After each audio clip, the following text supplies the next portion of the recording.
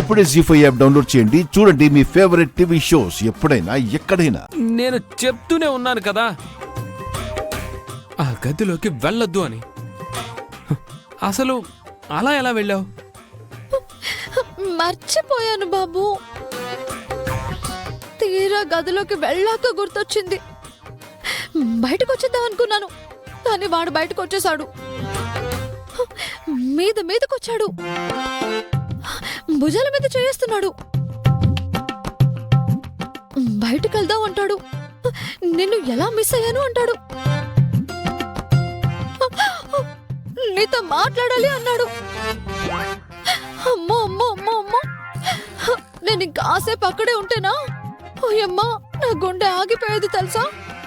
అందుకే నేను చెప్పాను చిన్నబాబు గదిలోకి వెళ్ళొద్దు, వాడు చాలా ప్రమాదం అని. పోయి వాడి కంట్లోనే పడ్డావా?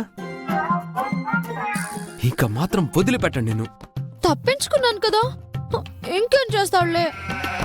కనిపించావు కదా వాడి కంట్లో.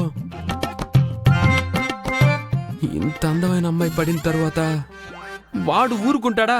నువ్వు అలా అనుకో డ్రైవర్ బాబు, నాకు చాలా భయం వేస్తుంది. నాకు వాడి గురించి తెలుసు చామ్, అందుకే చెప్తున్నాను. ఇప్పటి వరకంటే నిన్ను చూడలేదు కాబట్టి నువ్వు సేఫ్. చూసేశాడు కదా, నిన్ను వదిలిపెడతాడా? వాడు ఏదో విధంగా నిన్ను లొంగ తీసుకోవాలని చూస్తాడు. లొంగ తీసుకోవడం అంటే? లొంగ తీసుకోవడం అంటే మాట్లాడడం అన్నమాట. ఒంటరిగా దొరకబుచ్చుకొని మాట్లాడడం. ఇంకోసారి నేను ఆయన కనిపిస్తానే కదా, ఇంకెప్పుడు కనీసం ఆయన గది పక్కన కూడా పోను. నువ్వు పోవు సరే, వాడు కానీ నీ అవుట్ హౌస్ వైపు వస్తాడేమో చూసుకో.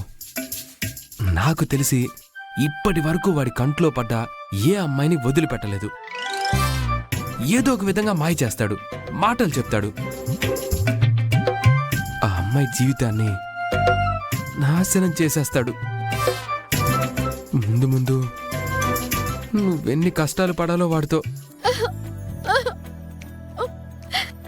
అసలే నేను భయంతో చచ్చిపోతుంటే నువ్వేంటే ఇంకా భయపెడతావు.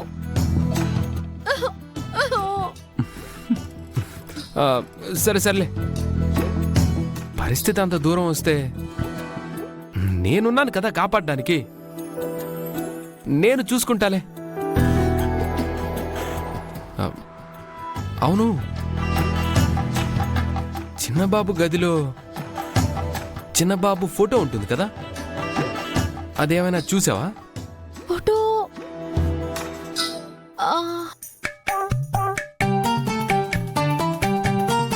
ఫోటో నేను ఫోటో చూడలేదు. ఛా,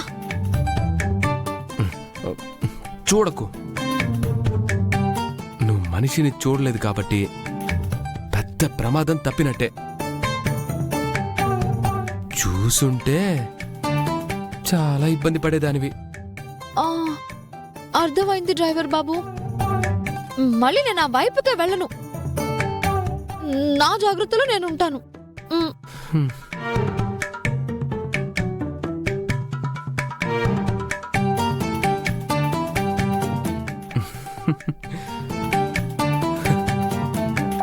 జీ5 యాప్ డౌన్లోడ్ చేసి అన్ని ఎపిసోడ్స్ పూర్తి ఉచితంగా చూడండి.